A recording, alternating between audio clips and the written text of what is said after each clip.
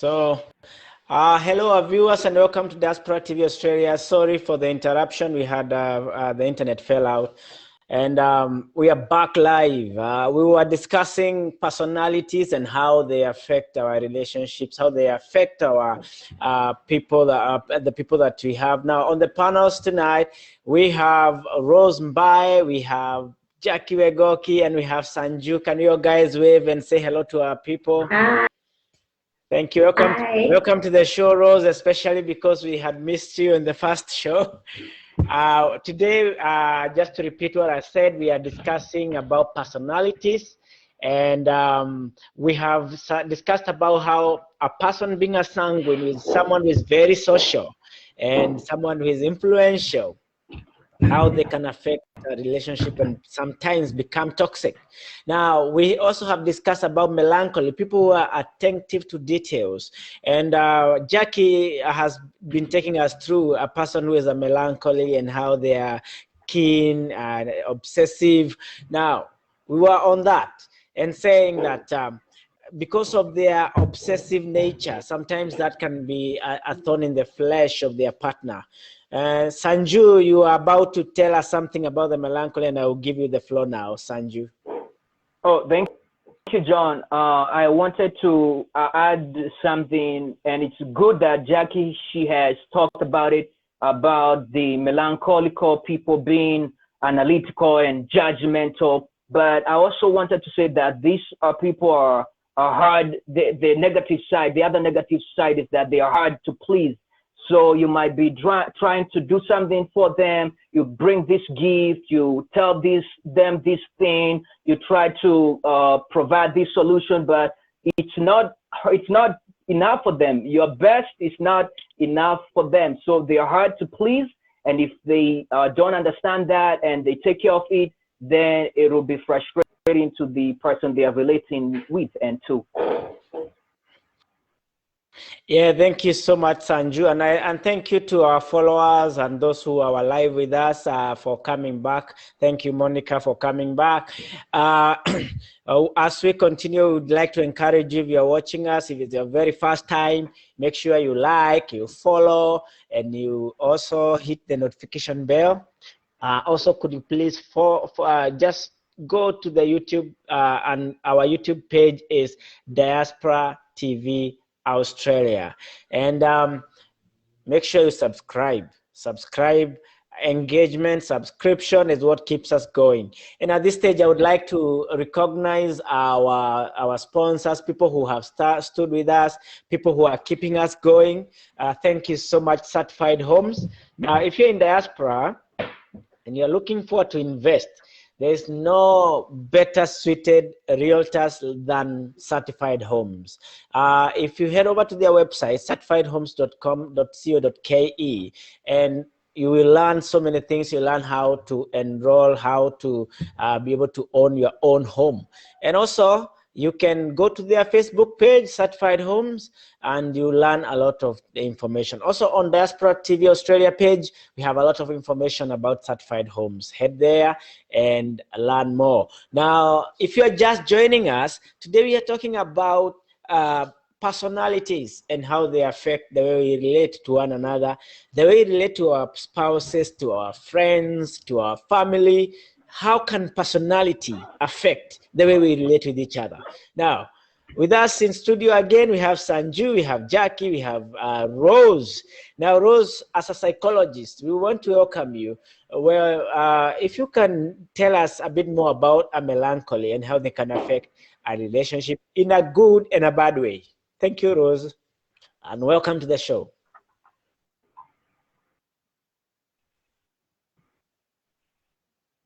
Rose, you seem to have muted your microphone. Could you please check your microphone?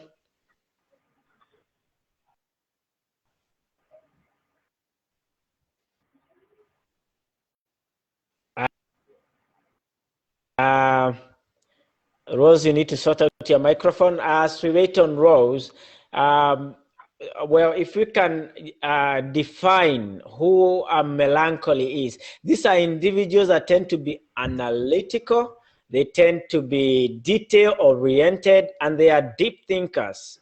They are and also deep feelers. They feel it. They are introverted and try to avoid being singled out in a crowd. A melancholic personality leads to self-reliant individuals who are thoughtful, reserved, and often anxious. I don't know whether you have seen such kind of people in the society who are a bit reserved, but very deep thinkers. They often strive for perfection within themselves and their surroundings, and which leads to tidy and detail-oriented behavior. For example, we are giving the example of a toothpaste.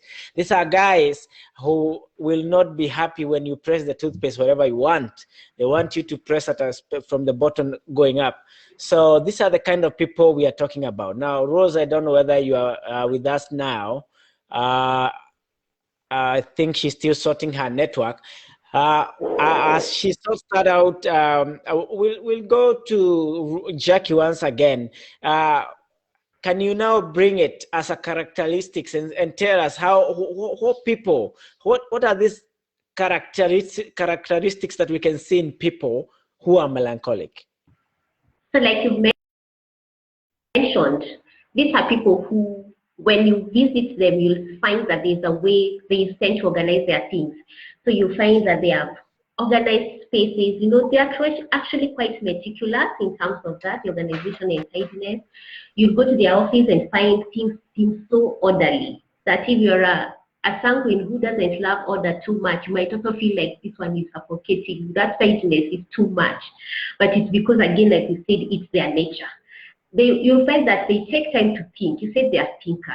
So you'll find you can ask a melancholy a question and they take time before they respond. You can actually confuse that and think they don't know, but it's not because they don't know. It's because they take time to think and reflect before they give their response. And that's why you'll find even in relationships, like if they're in a relationship with a sanguine who is always, you know, who sometimes is very, because of their nature of outgoingness, you might find now you feel like the melancholy is even being disrespectful and they are being quiet. But at that time, it's because they are taking their time to think. Then you'll find that for this kind of people, for them change, especially where you have a structure and then you wake up in the morning and find what you planned today will not work today. We need to change immediately. Such things affect them and they have to take their time and be intentional to make the change. It's not as easy because for them, they want even before the close of day, they have planned for tomorrow. They will even plan for the week. In fact, if you listen to melancholy, some will tell you, including things like the way they dress, their clothes, they have organized their clothes for the next 1 week.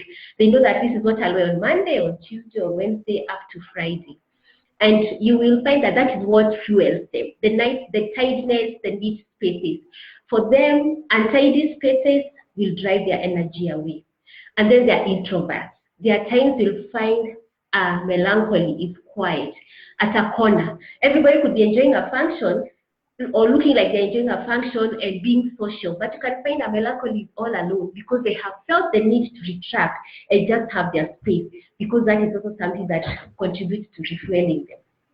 Wow. Thank you. That explains very well what a melancholy is. And in real life, we see this kind of people, Sanju, if you can think about it. What are some of these professionals that tend to be melancholy? I'm thinking about things like mathematics and these science subjects. They could be philosophers. They could be people who are into such analytical kind of a career. Unlike a sanguine who is into the arts, who is into music and dancing and drama and all that kind of a thing, melancholy will be, you know, somewhere else, maybe where he uses his energy and mind and time, you know, calculating stuff, thinking about the next solution, the next thing, the next invention that he wants to bring on board. So they can do well in such careers like those, maybe scientists, doctors, or people who are into research and people who are into things like that. Unlike a sanguine who is into the arts, who is into music, who is into poetry and things that makes him in front of the people. As Jackie has said, these people, the melancholy people, they're people who are introverts. They don't want to be like in front of people or you know, they don't want the color and the pomp.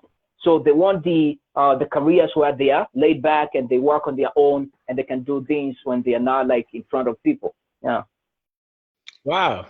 Yeah.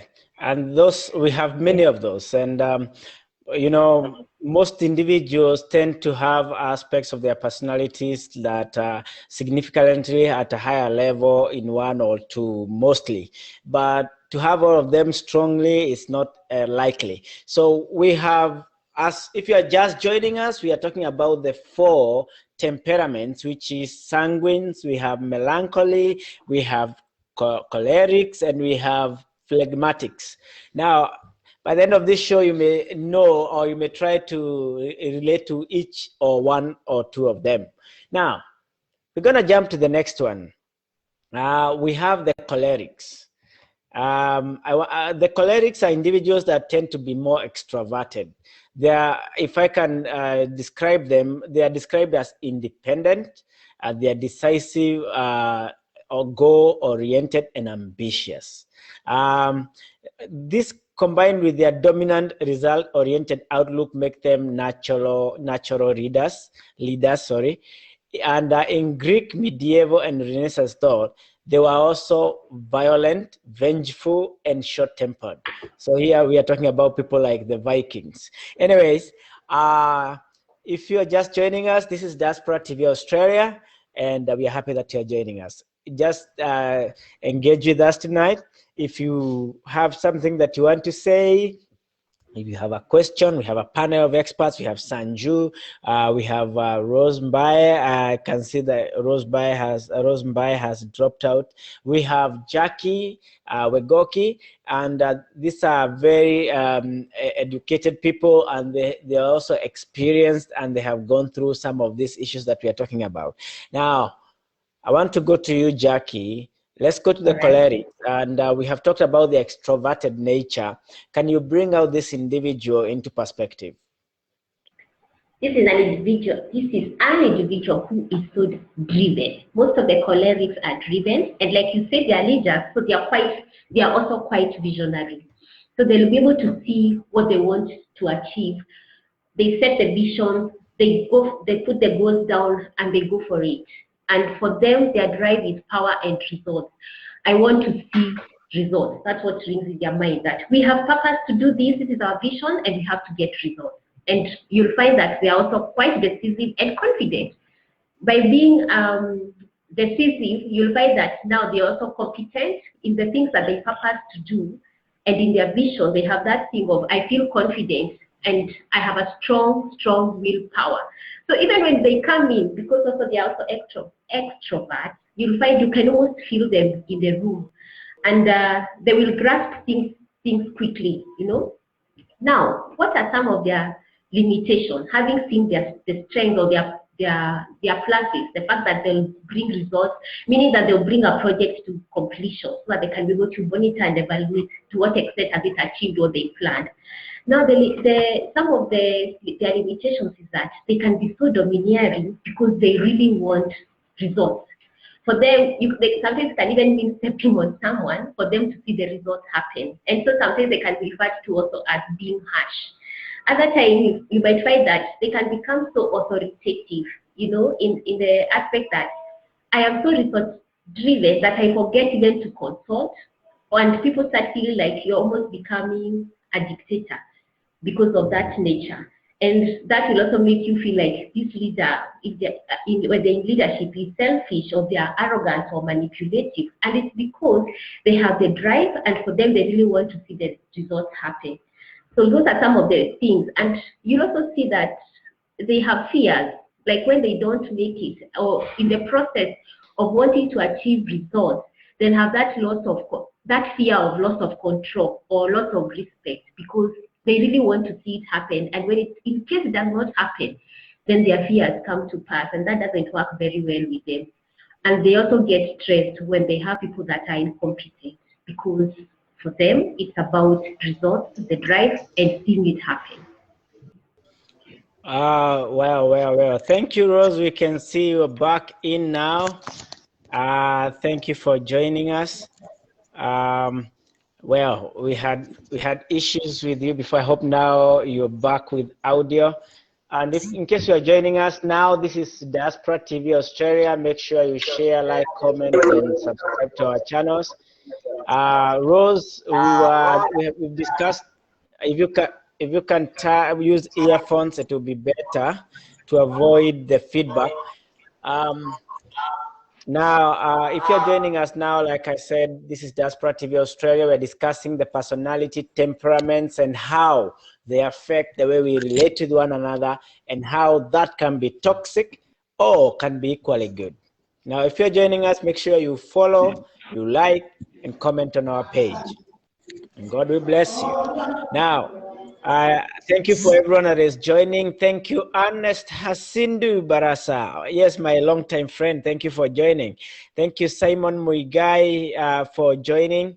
Thank you, everyone else that is joining. God bless you so much.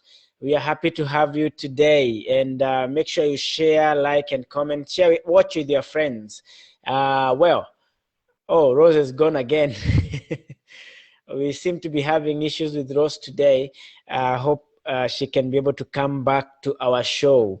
However, Sanju, as we have been discussing about this choleric person, I know you have some thoughts about it. Could you please tell us more about the melancholy, the choleric, sorry. Yeah, the choleric, as we say, these are natural leaders. They do well, like in the leadership positions, and Jackie has highlighted the fact that, of course, they're extroverts. They do well, like the sanguines. They do well when they are among or in front of people. And as you have said about them being ambitious and visionary, but then the negative side of that is that they can step on others on their way to achieve that vision. They might not care, even in a relationship, they might not care how you feel, how their decision affect you, or how their decision affect your emotions. So they may end up stepping on your toes, they want to achieve whatever they want to achieve at any means necessary. So when you think about in a relationship, that can be straining to the other person, can be draining to their energy, to their emotions. And at the same time, we talked about them being violent.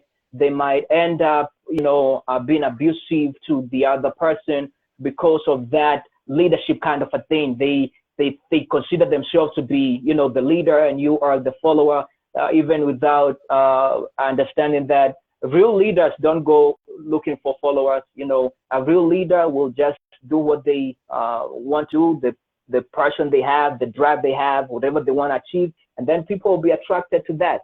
So I think that's the downside of that and how it can affect the people they are relating with. Well, thank you so much, Sanju and Jackie. Well, Rose has just joined, and something. Rose, if you can hear me, I think you have joined with two devices. Just you will have to join with only one.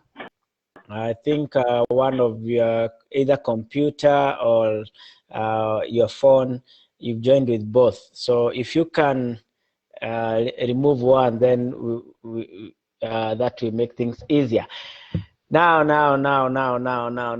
Well, we can't belabor on this issue, but these are personalities that can make relationships be very toxic, but they can also be very good for making the relationship also work well.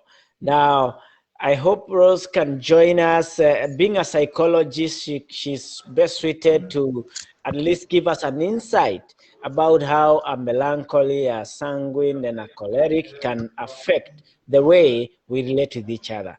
Now, Rose, thank you so much for joining us once again. I hope now your network and everything is sorted out, and I hope you can hear me. So if you can hear me, we have discussed about the cholerics, we have discussed about the melancholy, and we have discussed about the sanguines. Now, we want to head into the fourth one, the phlegmatic. Can you take us through the phlegmatic and give an overview of the whole personalities and how they affect the way we relate with each other? Welcome on the show, to the show, Rose. Hi, am I audible now? Yeah. We can hear you now. Okay. How are you? How are you, team? Well. Great to be here. I'm sorry, sport technical hitches is allowed. Yeah, and yes, personality traits have a lot of play into this toxicity. We must agree to that. However, I want to start with a disclaimer. I don't want people who owe some certain personality to feel like we are the ones who carry this omen, bad omen. It is possible for you to be in a certain personality traits, but still become the person, or rather become the person who can decide. It's about decision. You decide I will not be a toxic person. And I like the discussion, though I was on and off because of technical hitches, but I heard you all. There's something that is very, very important. Self-awareness. I always say this, get to know who am I? What are my strengths? What are my weaknesses? What are things that I need to improve or to work on? So that when you see something, you realize, by the way, this is who I am. I know I can be 1, 2, 3, and I have decided I will not take this. I will not be part of the people who will be toxic. So maybe I can give a brief, before I disappear, you were discussing about cholerics. Cholerics are these people who say it is either my way or it's either my way or no way. Actually, my way or the highway. Namaanisha, as in it's my way. You don't have, I will not take any chance. I don't want to take any advice. It is the way I want, when I want, and how I want it. So can you imagine having a choleric who believes in her way or his way or no way or the highway, and you have an issue? Maybe you have maybe your partner want to discuss an issue with you. Because, by the way, cholerics thinks that other people don't have brains. That is the fact. It's that serious. They think other people don't have brain. It's only me who knows life. I mean, what do you have to tell me? And I know everything. So having this particular person, remember we said, relationship is about communication. You listen to your partner or your friend or whoever you're relating to. You get to know what they are saying, how they are saying it, and then you empathize with them and then discuss something over. But a choleric will say, no, I will not buy to your ideas. I will not buy to anything to do with you. It is about my idea. I'm imagining in a marriage relationship. It is about my idea. It is me to buy the land where I want, to build the way I want. I mean, what about your spouse? So when you have a choleric and you don't have a say, your partner definitely will feel less, will feel despised, and then they start, remember we said last time, they start placating, saying anyway it's all about you. A choleric will mess up, no, because cholerics don't count losses. They will dare business, they don't care, they take 1 million into business, you lose it. And by the way, even if I lose it as a choleric, I don't mind. I've just learned one where a business cannot pick. But remember, this is a family finances. So the moment your partner attacks you or start to ask you a question, you want to say no. I mean, what's a big deal? So what am I saying? When you are a choleric, you need to identify, because the reason why you're having this show, you want to let people know this is my characteristic, and then this is how it can affect this relationship. So if you are choleric, get to know, give people other chances to talk. Listen to them. And if you know you are choleric, you have a very high chance of becoming a toxic person. Meanwhile, you need to be cool, listen to other people. They also have brains. By the way, they also reason. Listen to that slow person called phlegmatic that you think maybe they don't think. They take long to process something, but they come up with a very refined answer. And maybe that one, John takes me to a phlegmatic. They are peacemakers. They are people who never argue. They will sacrifice their life and everything that they own just to make sure there is life, just to make sure there is peace. So they are the peacemakers. They really, by the way, it's very hard for you to get a phlegmatic who is a toxic. However, remember, toxicity is not about what someone does. A phlegmatic will play a role, we call it an irrelevant stance. They will just sit there and, I mean, to them, there there's an issue you want to discuss with a partner, they will assume, it's okay, I'm at peace. There are these things that needs to be done, 1, 2, 3, 4. And then they will assume, don't worry, in Africa, don't be in a hurry. I mean, landlord is coming to chase us away. No, please. How? At times you want things on the table. The more you keep quiet to your partner, the more you're making their life miserable. The more you are silent in the name of peace in quotes, the more you're traumatizing, or rather you are torturing your partner. So that is how some of these manifest themselves. If you see a phlegmatic who is toxic, they fight, or rather they make the toxicity comes from not wanting to confront issues. We are living in the world where things must be spoken out on the table and must be resolved. Why? Because I need food on the table. We cannot assume there will be food in the evening. You have to come with food. So if you cannot be told about food because you go silent and then you play out cool, your partner will feel you are toxic to them. Why? You cannot address anything. So basically, we are saying our personality, if we can use it in 2 ways. We can use our personality to make sure we shed off light, to make sure we use it for good or for bad. And for bad is what now we are calling toxic in your relationship. But when you use it for good, you can use your personality like a phlegmatic. You make sure that your silence and your peacemaking attitude will bring to a relationship. However, you should not put a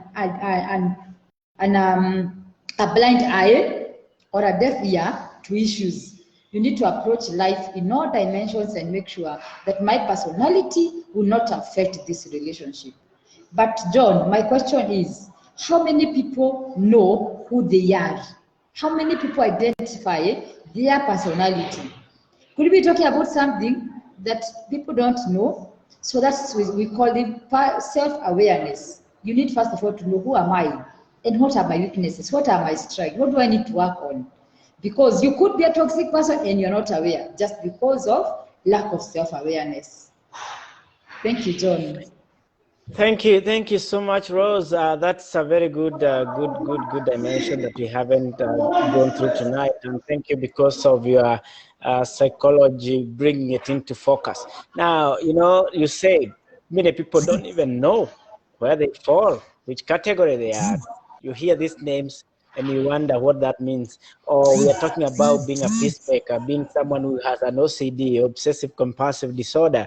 You're talking about person who is a socialite. Now, as much as we talk about this, like Rose said here and posed a question, what are you? How is your personality affecting the way you relate to other people? And in some ways, sometimes you may feel you are doing good, but to your other person, and they say it's how the other person feels. If I may ask, what do you think the other people think about you? Even when you talk about Jesus, people who are first called Christians at Antioch, they were called so because of how they behave. And it's the same way. If you are being toxic, you'll be defined as toxic because of how you behave. How do you behave? What is your temperament? What is your character? How is your attitude? How do you live with other people? How do you interact? How do you deal with issues? Now, our panel here has been very helpful in telling us and defining all these personality types. But now, how can we accommodate these personalities and ensure that we are not becoming toxic? We ensure that we are becoming helpful. Now, Sanju, if you want to take us through, give us some few ways that we can benefit from these personalities. Yeah, thanks, John. And as Rose had highlighted, that it starts with self-awareness. If we start with knowing ourselves, understanding who we are, about our personalities and our temperaments, then it can help us. It can help us even to be able to help others in a relationship. For example, if you are melancholic, and you know that you are articulate and you're meticulous and you love details, then your partner who is not in that position, maybe they are slow, maybe they are not articulate enough, maybe they're not meticulous enough, then you can use your personality to help with art, your creative writing stuff, music, stuff like that. Maybe you can help your partner who has a website and needs people who can create for them maybe the content for their website. So that's how you can do it. Maybe if you're phlegmatic and you're a peacemaker, you can help out solve issues in relationships. Maybe your partner, the one you're dating, or your wife or husband, maybe they're in a position where they are angry and they want to throw tantrums. Then you can come on board and help them create that peace.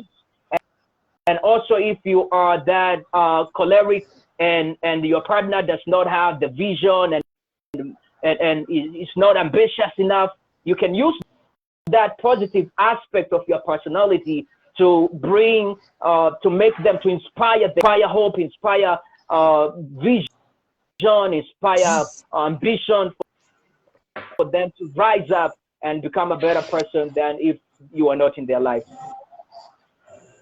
Wow, I like the way you say that they can use their temperaments, their attitude creatively. And that is how I think we should employ these personalities, is to use them to creatively to achieve our life goals and our relationships, to make sure that our relationships and people that matter in our lives benefit from what we have. So if you are someone who is a peacemaker, bring peace to your home. Now, and that takes me to you, Jackie. Let's look at marriages, and we have lots of issues. Is it possible for two partners or two spouses to be able to solve things within their home without outside help by employing these typical characteristics or typical temperaments? I think depending on the issue, it is possible. And I'll start by saying that personalities have played quite a role in either making or breaking marriages, now that we're talking specifically about marriage. And one of them is because of what Ruth mentioned, lack of self-awareness. People do not know why they behave the way they behave. For example, the choleric may not know sometimes that being a choleric, that's why I'm over-domineering. That's why sometimes I'm manipulative and almost like a dictator. Where the melancholy may not be aware that perhaps that is why sometimes I tend to be moody. I tend to go alone and stay in my own space. Whereas if maybe my husband is choleric, he wants to be, in places that are bubbly and lively. So those can become a reason for conflict within marriages. Now, depending on the issue, you find that it's possible to work out, because if we are self-aware, both of us, then we are able to know what are our strengths. And your strength, you can say, whatever will work, if this is my strength and that is your strength, we can look at how we work it out such that we complement each other because of the differences that we have. So we can learn to celebrate the differences. And if I find I'm overdoing it, because now you'll find our strength, sometimes we can be overdoing it without knowing that I'm actually like suffocating the other party. I can intentionally say, I need to step back. Like if I find I'm a choleric, being a choleric, I'll say, wow, I think I talked too much, or if I'm a sanguine, or I think I over-dominated in saying that we have to have it this way. I need to come back and say, yes, I need to allow for participative decision making. Then the other thing is that the awareness of your personalities will help you to know how to relate to yourself. You will know again their weaknesses. The two of you can mutually agree, let's work on our weaknesses.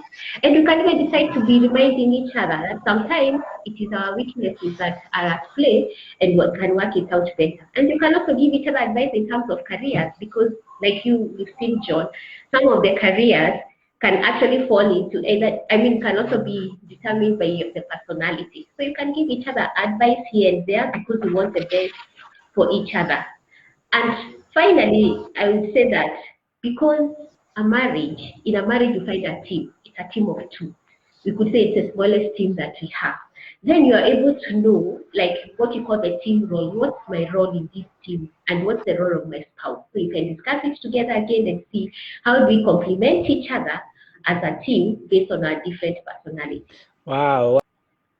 Wow. Thank you so much, Jackie. Now, I think we are running out of time, and I would like us to have Rose into focus now, because you've been away for most of this discussion, and wrap it all up by going through an overview of the whole personality type. Now, next week we shall talk about marriages, but Rose, can you bring it all as in brief about what we've discussed tonight? Wrap it up as a psychologist.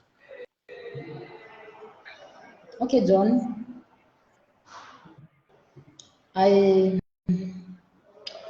Personality. Wow. I like what Jackie said. My people lack due to lack of knowledge. That is the Bible that says that. And Hosea 4:6. I love the way God created these personalities. Yes, I love the way God created personalities. And when God created anything and everything, He did it with a reason. He did it with a reason in that He knew that a sanguine will talk and talk and talk and talk.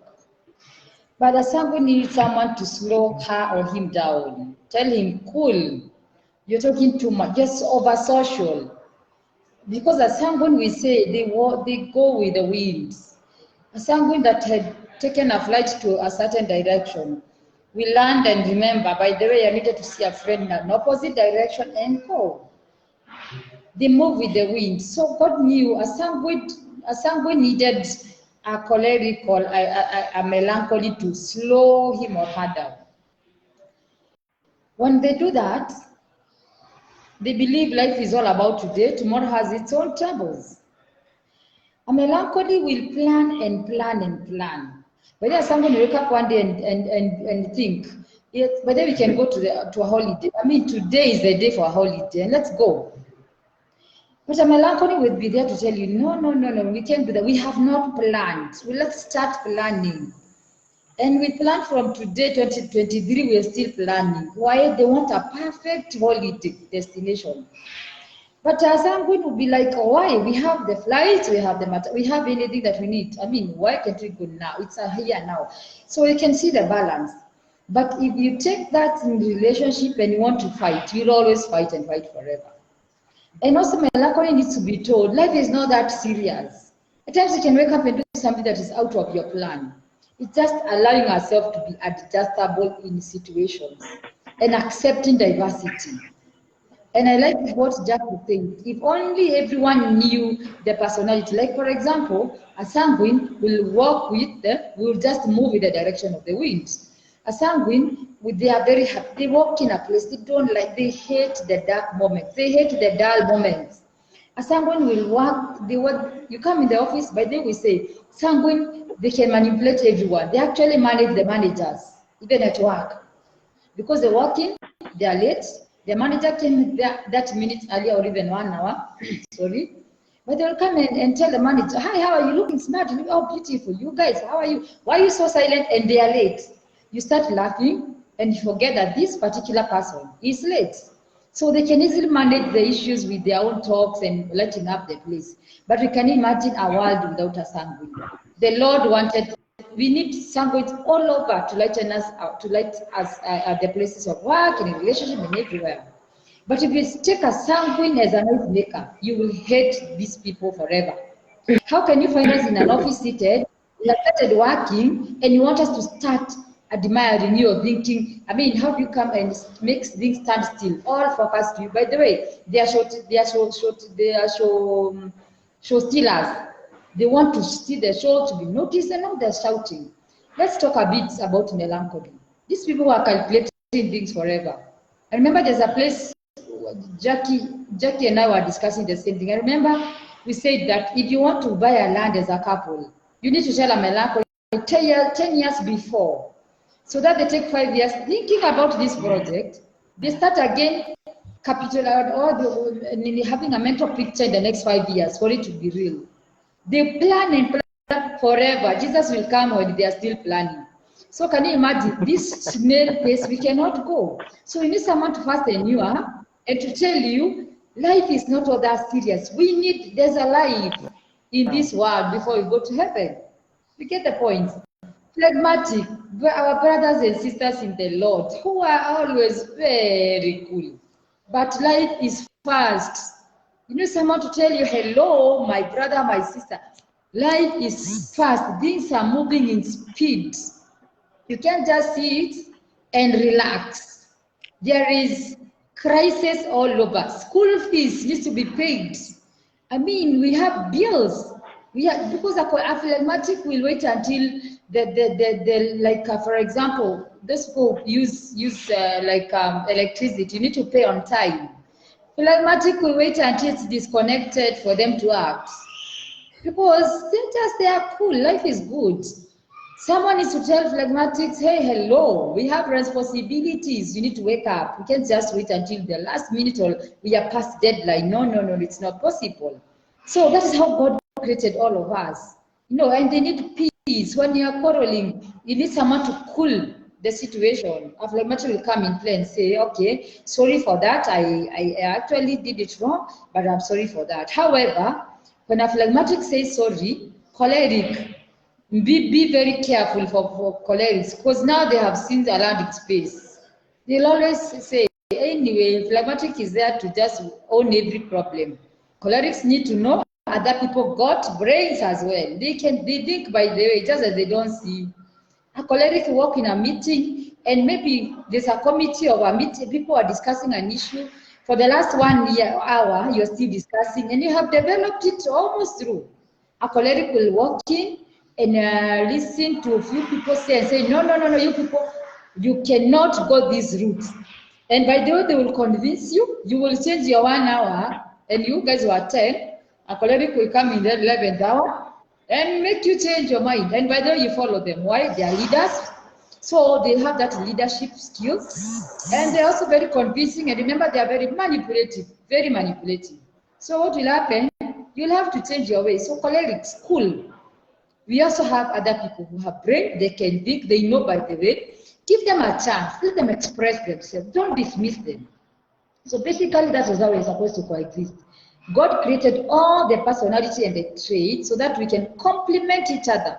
And if you realize, like what Sanju said, we realize your colleague has a shortcoming or a weakness, be there to complement. Your spouse is slow in making decisions, but like what Jackie said, are you willing to allow yourself to be exposed? Like one of my mentors says, can you expose your underbelly, the most sensitive place, so that your partner can help you become better? Can you allow your partner to tell you, I think you're so insensitive, you are like already, you're so insensitive to people, kindly somehow accommodate people, accommodate your friends. Just be friendly, go out and make friends. Friends are good. They allow your life to be. Can you allow someone to challenge you and to make? Because John, what has happened nowadays, people are staying with their own issues. They don't want to be taught. They don't want to be advised in anything. And I'm thinking I'm the best, and that is it. If you stay in your cocoon, you will never ever get help. But be exposed, allow people to correct you, listen to people, let them listen to you, and let us coexist. All personalities were created by God for coexistence and complement each other. Thank you, John. Wow. Thank you so much, Rose, for the wrap up. Now we are running out of time. And if you're just joining us, this is Diaspora TV Australia with our panel of experts. We have Rose Mbaye, we have Jackie Wegoki, and we have Sanju. Now, we've been discussing about personalities and how they affect the way we relate with each other, with our friends and our family. Now, if this is your first time to be here, make sure you like and follow our page so that you can know next time we go live. And also head over to our YouTube channel and subscribe to our channel. It's Diaspora TV Australia. Now, during these times, we have people who are supporting us, you being one of us, by watching and liking and commenting. And also we have people who have engaged with us, partnered with us. Thank you so much, Certified Homes. Now, Certified Home is your developer of choice, and it's offering Kenyans working and living in the diaspora it's offering them an opportunity to specialize in affordable homes when they are still in diaspora. If you are there in diaspora and you'd like to invest back home, Certified Homes is your developer of choice. Now, thank you so much, our panelists. Thank you so much, Sanju. And hope to see you next week as we discuss the next topic, which will be marriage, toxic marriages. Now, we've been discussing about toxic relationship, but a subtopic in that is toxic marriages, and we shall be looking at that next week. Thank you so much, Sanju, for coming to the show tonight. It's tonight here in Australia. Thank you, Sanju. Thank you. It was glad to be here. Wow, thank you so much, Jackie. Thank you for your input tonight and honoring to our call to be on the show tonight. Thank you, Jackie. Well, thank you so much, Rose, for that insight. Thank you so much for joining us tonight and Diaspora TV. Thank you, Rose. Welcome. Thank you. Pleasure to be here as well. Yeah. So as we said, next week we go to the area of toxic marriages, and it's not all doom and gloom. So we shall talk about marriages in general, and also talk about how they can we can have people who are very toxic, and how we can have marriages that are working, because it's not all doom and gloom. We can have people. We have many people and many success stories in marriages. Now, thank you so much for watching tonight. Make sure you share, like, comment, and we hope to see you next week. And it's bye-bye from Adelaide, South Australia. I hope to see you next week. Good night.